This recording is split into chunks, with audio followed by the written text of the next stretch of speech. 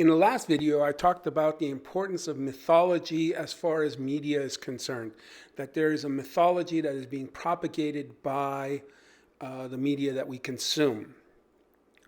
A lot of theoreticians have taken a look at this, including Umberto Eco, who wrote a fascinating article on the history of Superman and how Superman fits into our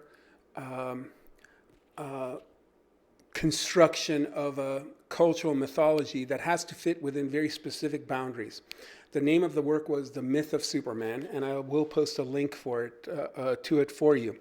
But the basic premise here is that the original Superman, coming out in that comic book the first time, was a stand-in for the great immigrant story. It was the American dream. Alien comes here, i.e. foreigner comes here, and lives according to the rules, does everything correctly, and achieves the American dream, and stands for that. And that's the story. However, what happens to the immigrant once they have fully assimilated, once they are like us, once they have taken on all of the same qualities? Are they going to be as... are they going to be just like us at that point? And that's a problem, you see, because obviously not everyone who lives here is perfect. So this myth is a stepping stone to somebody becoming a full-fledged member of the society. But once they become a full-fledged member of the society, well, that includes all of the potential pitfalls as well, right? So in the case of Superman, Umberto Eco wrote that he was a character that was forever trapped in a static place. He could never grow. And what do we mean by grow? Well, a character in a typical story, the story is an arc of some travail that the character overcomes and then grows as a result of. Okay? 99% of all the stories you've ever read have that as an element within them, that the person is being altered in the process and becoming something new and changing. Well, that creates a real problem, because if Superman were to change and grow and fully becomes what he is capable of becoming, would we necessarily want him around? For example, what happens if Superman gets up in the morning and decides that our medical system is unjust and decides to do something about it? All of a sudden, Superman becomes a terrifying figure. You know, if he's grabbing insurance executives, shaking them up in order to get them to, stop lobbying for certain things. And I'm not saying that that's what's going on, just giving it as an example. Or if he were to, do something about guns, or do something about poverty, or do something about any of these things, all of a sudden he'd be a commie, pinko, prevert, and we would want to get rid of him. That's a line, by the way, from the classic comedy Dr. Strangelove. Okay, so this character can never change, and because the nature of his story is episodic, and that's true of so much of our media, it has to be the same story basically over and over and over and over again. So each week Superman would defeat some kind of villain, and each week the result would be the same. Superman is always good, Superman is always doing the right thing, and Superman defeats evil. But the evil is always the kind that's violating social norms or is somebody from somewhere else. Now, mind you, as Superman became stronger and stronger, the idea of him just defeating bank robbers became ridiculous. So they threw monsters his way. Notice that it was never actually, the monsters that we ourselves have created on this planet. You didn't see him going after serial killers. You didn't see him going after dictators. You didn't see him going after any number of different evil forces that could potentially exist. And of course, as we grow up, our concepts of good and evil become more and more complicated. Maybe it's not as simple black and white. Well, in the case of Superman, it always was that way. So Echo wrote about this, that essentially the comic books were designed to reinforce a very particular view that was commercially tenable, commercially successful.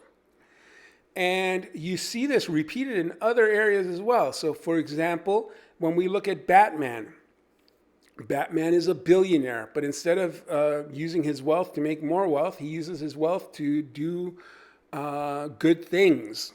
Okay. His opponent, meanwhile, his most formidable opponent is the Joker, and the Joker stands for chaos.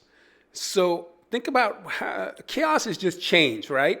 So the Joker represents change, and Batman represents this very reactionary stand for tradition and conservatism. And he's holding on to this idea.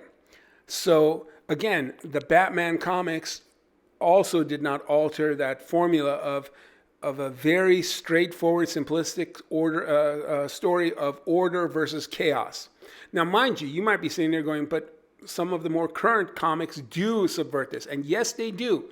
But even in the case where they do subvert it, so for example, can Superman die now? Yes, but then he comes right back. So the static structure of those comics is still maintained. Even if everything changes, they just go back to the way they were. And it's not just comics, obviously. So for example, if you watch the characters on Friends, which was a very popular TV show that seems to still be popular, they lived in Manhattan.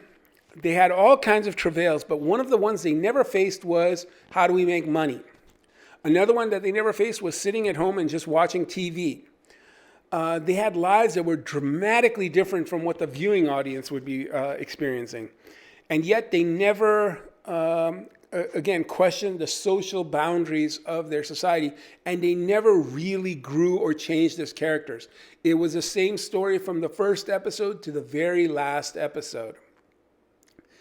And this is seen on media efforts left and right. They don't alter their trajectory in any way, because if they do, then that would dramatically change the story, and it would complicate things and throw in the real human dimension. So this is one of the things you can look at, is how, again, even in stories that are very, very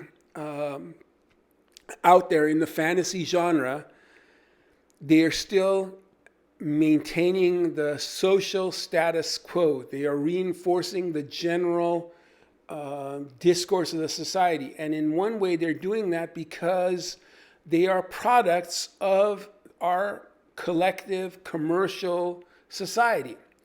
You're not going to really rock the boat in that genre, are you? So, for example, if you watch The Lord of the Rings, you see the Rohirrim, who are blonde-haired, European, obviously, and besides the orcs, they are fighting what are obviously Middle Eastern figures. Okay, so civilization is represented by the West. Evil and foreignness is represented by the Middle East, and it's an extremely, again, conservative, reactionary, traditional, imperialistic view of society.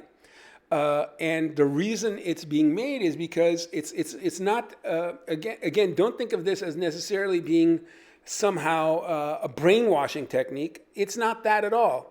It's what the society will accept. Okay? And for the most part, we don't want to see our dogma challenged. We don't want to see our views changed. And what was very strong in traditional literature, where characters grew and started to have more complex views of the world, we throw that all out. When we see the Jedi Council, they are this traditional group, and they never really, really change. Their society may be very corrupt, but they're not really going to do anything about it. They're just going to hold it together. And through the rest of the series of movies, nothing really ever changes that much. Okay? Good will always triumph over evil eventually. And that's the story. And what's interesting is in the very last 3 Star Wars movies, which the public did not like so much, you really see what happens when someone does subvert those messages, at least partially. Now, mind you, even though they were subverting some of those messages, then they were reinforcing others. You are always basically reinforcing the dominant cultural narrative. So if the dominant cultural narrative has changed over time, then the story will change over time. And you see that again in the fact that we simply rehash and regurgitate our culture over and over again. Superman comes out 100 years ago almost, and every generation has a new Superman that reflects the dominant cultural ideas of his time. So keep that in mind. I will link the article the essay by Echo, and you can take a look at that as well.